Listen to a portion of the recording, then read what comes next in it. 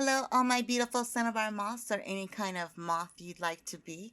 Welcome to this week's podcast.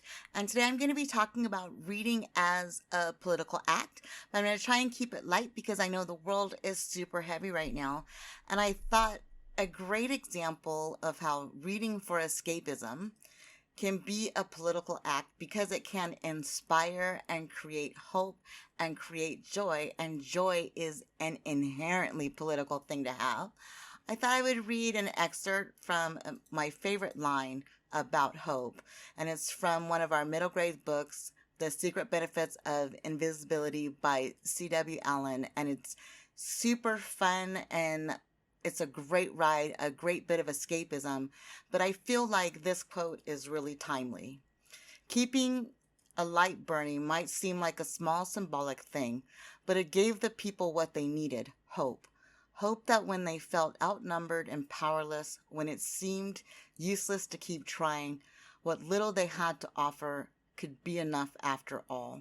The war was not yet over, but the miracle inspired our ancestors to keep fighting. And I think that's such a poignant and timely, and I think it can apply to anything that you're going through, right? We need hope to keep our energy up and to do all of the things that we need to do to keep going. And I feel like keep just something as simple as keeping a light on. I know for me, when I saw people wearing safety pins, that gave me so much hope.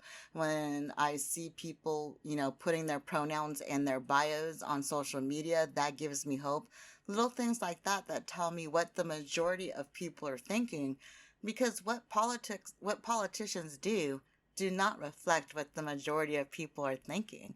They don't actually, in any country, and I live in Japan and I see this all the time when I look at Japanese parliament, they don't represent my values. And I don't know of any country where you can see in the political system 100% of anyone's values represented. So when we think about reading as a political act, it doesn't mean that you have to read something heavy or depressing or sad. You can read middle grade YA, a picture book, and this, and I'm not being facetious when I say a picture book. One of my favorite picture books in the whole world is Snow Day.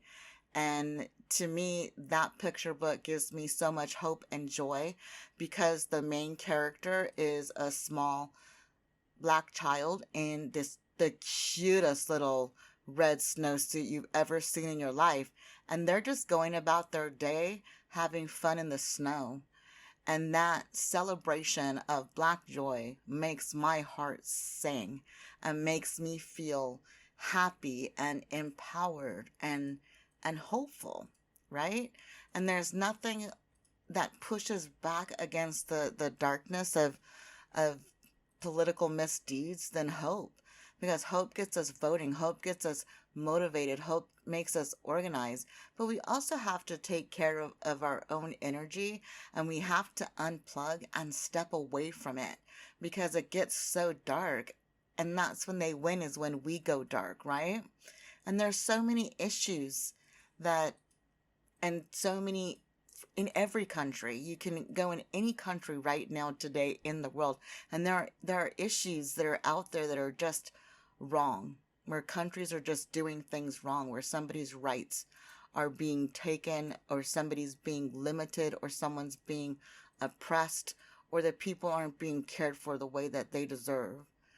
And to fight the good fight and to make good trouble, we need to take care of ourselves. And I find refuge in books, and I always have. I like reading for escapism. I also sometimes like reading dark and sad things that mirror what I'm feeling inside, or horror that just really lets me see that it just connects with me, and I'm like, the world is a dark, twisted, messed up place. I love reading something really twisted and dark and messed up.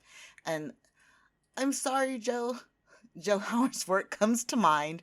So I don't think I shouldn't say sorry, but Joe is an excellent horror writer, and Joe's stuff is just really dark and really twisted.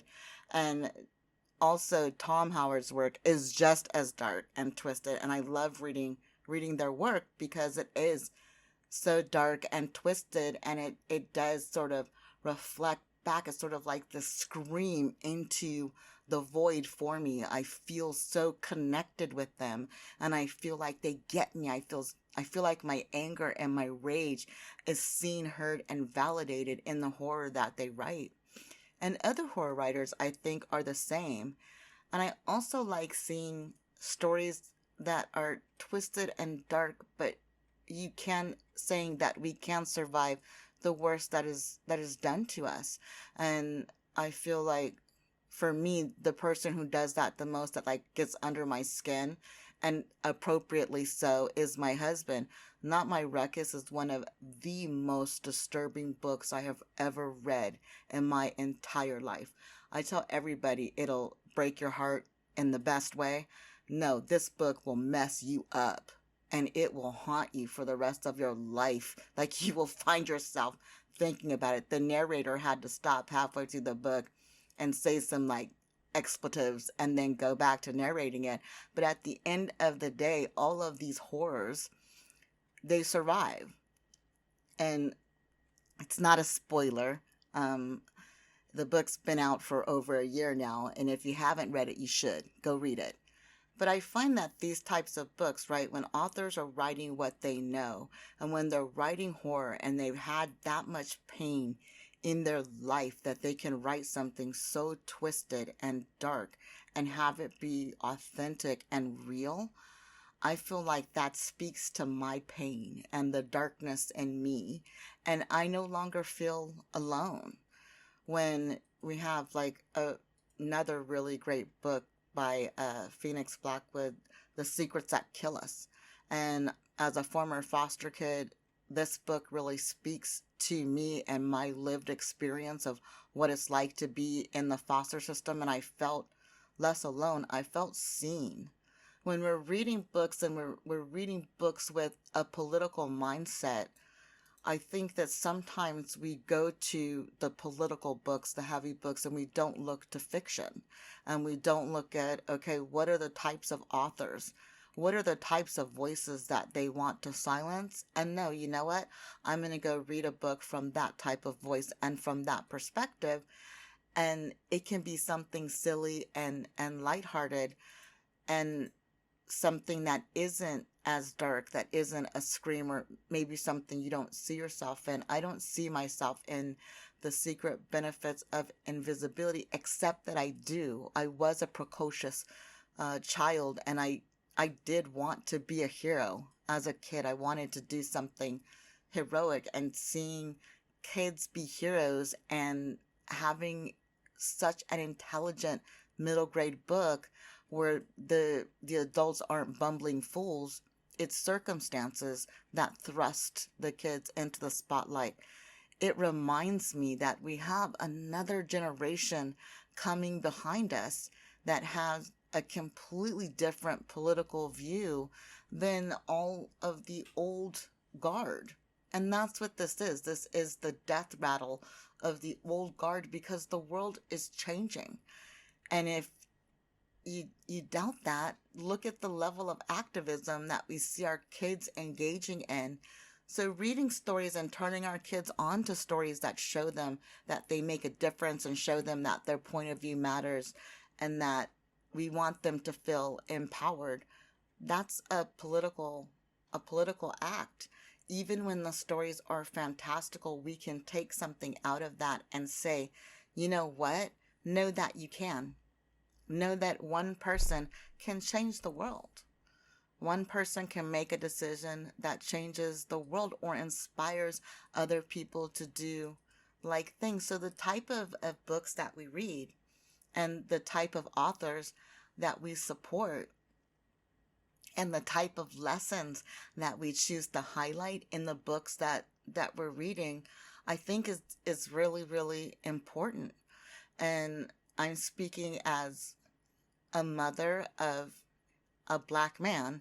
And for me, having those stories celebrating Black joy and celebrating him, and celebrating his identity and his right to happiness and joy and to just be who he is was a beautiful gift, because I see him moving through the world with a freedom and a carelessness and an abandon that I didn't have as a child. And that makes me feel hopeful, and that makes me feel successful. And I did that in part by the books that I chose to read to him, the authors that I chose to publish, the doctors that I chose to see. So in his life, he was surrounded by Black excellence his entire life. All he saw were incredible Black men being successful and powerful, and incredible Black women being successful and powerful. And the same with our Indigenous family members. We have because as y'all know, I'm Black, Indigenous, and Jewish. And for every aspect of our identity, I made sure that our son had literature that reflected our success. And I made sure that he saw that living in the world. And so I celebrate all of these things in the literature I read and the media I consume. Our joy is the most political thing that we can do. I promise you. Our hope is the most political thing that we can do, is not give up and not give in. Because when we give in, they win, right? As long as we're having moments of happiness and moments of peace, and looking at the happy lessons that we can remind ourselves of, and the advances that we can remind ourselves of, and look at the processes that get us to where we want to go, and the processes that get us to where we don't want to go, and fight those processes, and look at life as this continuing adventure. And when we choose to read, we become thought leaders. And how we become thought leaders is because we say what publishers are going to publish.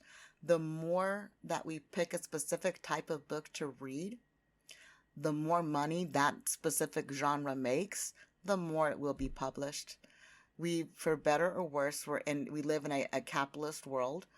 And so becoming the great minds and the great thinkers of our time, read. And read any genre.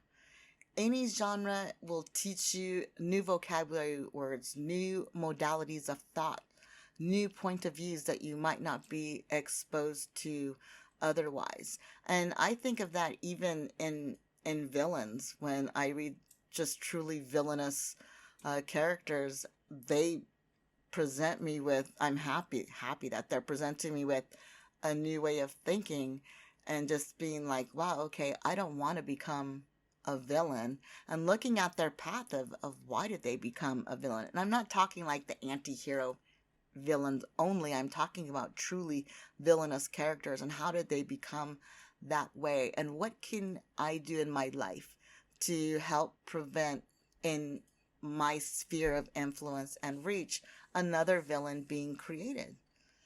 And that immediately makes me a leader.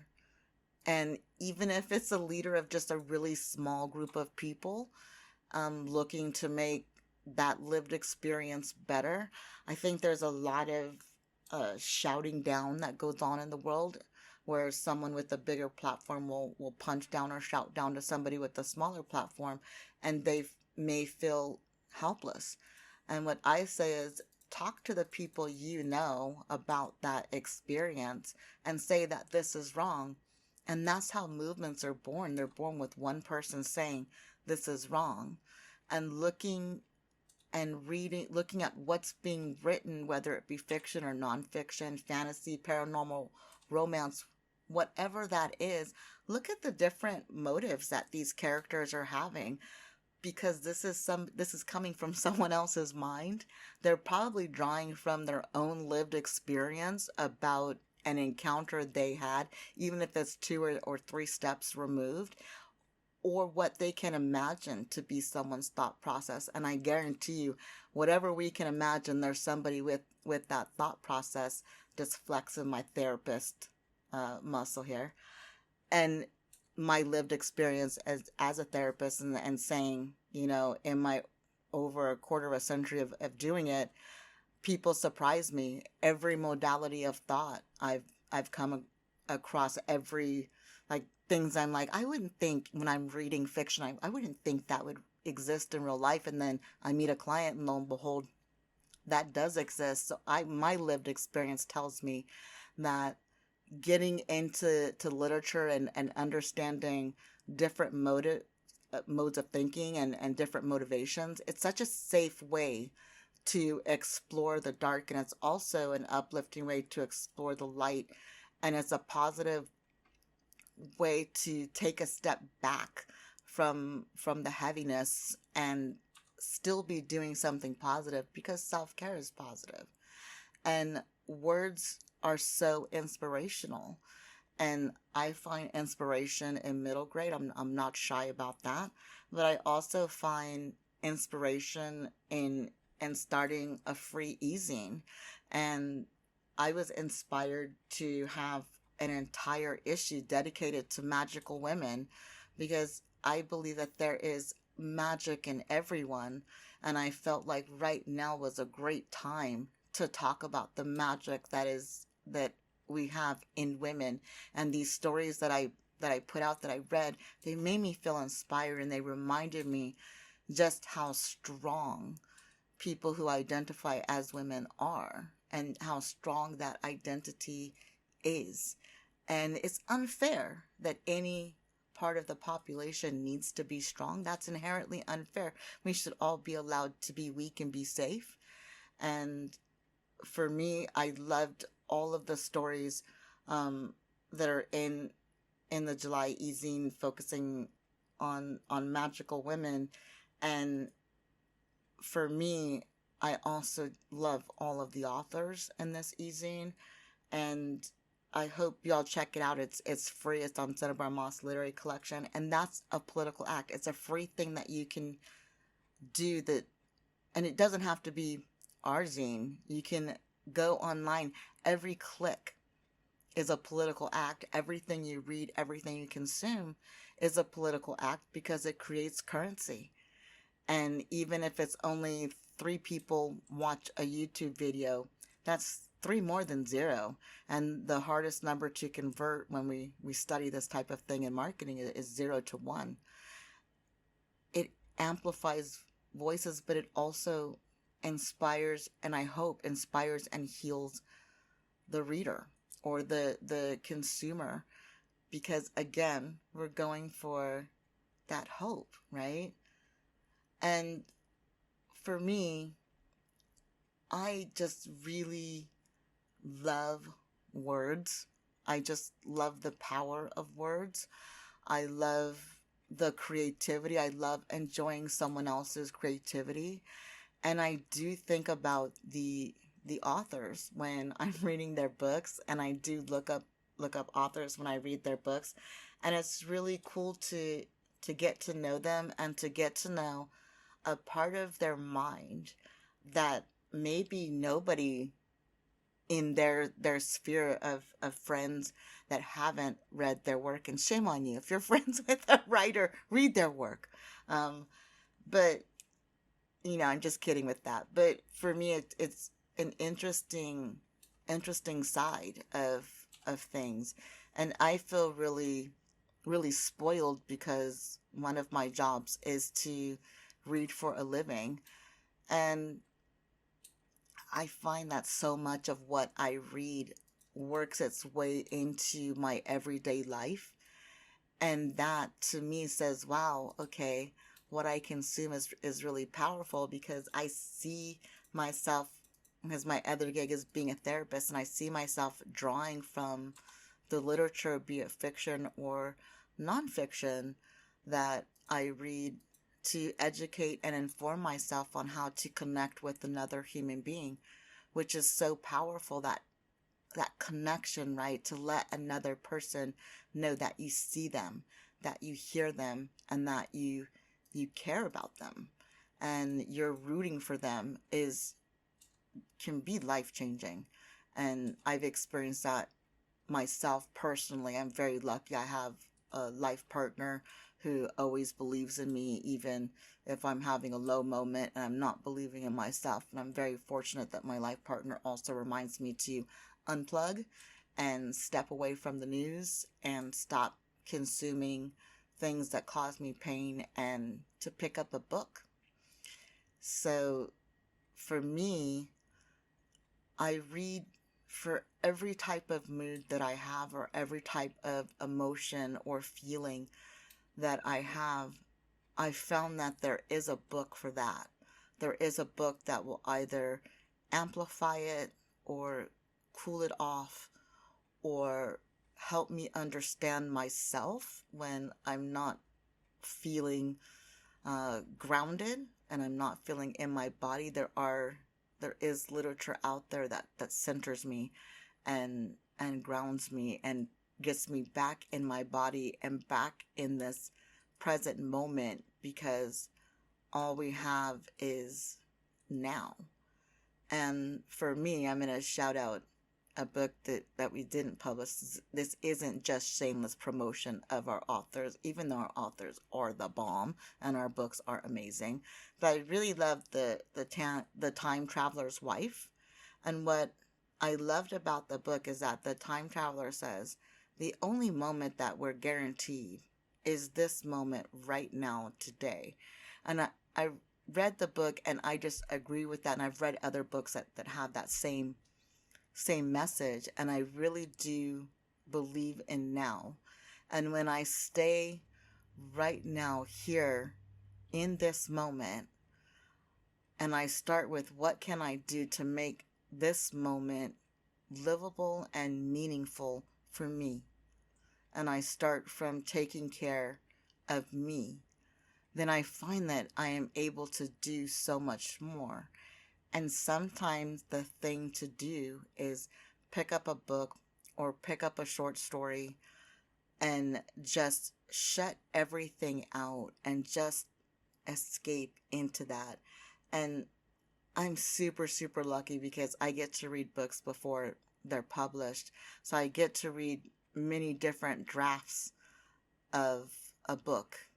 And I find that journey to be fantastic and wonderful. The editing journey, the author's own editing process, and of course our editor's process.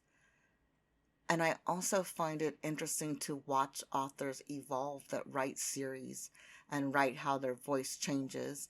And I love to read books that authors I enjoy suggest. So I love Goodreads, huge fan of it. And any review sites, I love reading reviews. I love reading reviews because I'm often shocked by a favorite author's perspective on other writers that I don't agree with at all. And it's like, wow, okay, this gives me another insight into another modality of thought. And sometimes the sweetest, the people that write like saccharine sweet books will have the most violent and wild reading taste. And I like that juxtaposition, that dichotomy of, okay, I don't like to write horror, or I don't like to write splatterpunk. I really love writing picture books, but I'm going to read splatterpunk. And I find that to be really fascinating, right? You have just someone who, if you only interact with their picture books, they come across as sweetness and light and honey and all things good. And then you go to their Goodreads page and they've got all of these like really 5-star reviews on splatterpunk and horror. And that's exciting to me. And it reminds me that even when I think that people are one aspect, that no, that's not true. People are multifaceted. And that leaves me open to communicating with people who at first blush may not seem like they're like-minded. And I've had that experience where people were very close in terms of our shared views and talking about literature and experiencing literature together. It was a safe space to talk about things that we agree on and things that we disagree on without the heat that when we're talking about a specific political issue of the day without the heat and heaviness of that. And I have had my mind changed in those safe spaces. I've had what I believe is an evolution and an opening of my mind and a deeper understanding of my own beliefs and a changing of beliefs that were outdated. I'm in my 50s. There's, so much in the world that exists that I never thought would exist. Social media was never a thing when I was a kid, right? So there was just a lot of points of views that I wasn't exposed to and a lot of thinking that I just didn't know existed. And that's exciting for me. And through books were my first entryway into thoughts that were different than my own. And I fight really hard to not say that everyone in any group is truly evil. There are truly evil people in the world. There is true evil that exists. That's just a fact. I try to look for the humanity in those who are supporting the evil, and I find literature helps me do that because it gives me a language and it gives me a safe place to let my guard down because it's just me and the words on the page, to let my guard down and see, is there any point of reference to where I can enter into dialogue with this point of view and perspective. And if the answer is no, cool. The answer is no for me. I'm not advocating for anyone to turn themselves inside out and extend themselves in that way. But there is a safe way to find out your answers and to find out your desired engagement level and to get to know other perspectives. And in doing all of that is extremely political. But I think for me, the thing I hope for most in all of the world is that we read for entertainment and interest. We read for inspiration. We read to support and amplify voices of those who are underserved and not amplified in the world and not represented enough in the world. And that we also read to become the thought leaders of our generation and to put more positivity out in the world and to find solutions to what may seem like the most impossible problems facing us today. And I look at so much of what was science fiction when I was growing up as a kid that I was reading that just seemed wild to me. You just look at the original Star Trek and the fact that they could push a button and talk to somebody across space and time. Think about the fact that, wow, I can Skype anybody or Zoom anybody in the world. And that was the stuff of science fiction, 30 years ago, 20 years ago. And I don't know how long smartphones have been around and how long Zoom and all that have been around. But read, stay inspired, stay hopeful, and know that that is the biggest political weapon that we have, because in hope there's innovation, and in innovation there's change, and in change there's improvement. So I hope everyone out there who's having a hard time will take a break from news and all of the sadness and difficulty that surrounds us and get lost in a really great book and celebrate themselves and feed their hope and practice good self-care. So this is coming from my heart to yours, and I want to thank all of our beautiful cinnabar moths, or any kind of moth you want to be, for listening to my ramble about hope and how reading is political. And you can even be a butterfly, but I'm not Mariah Carey, and I'm not trying to bite her rhyme. And talk to you soon. Bye.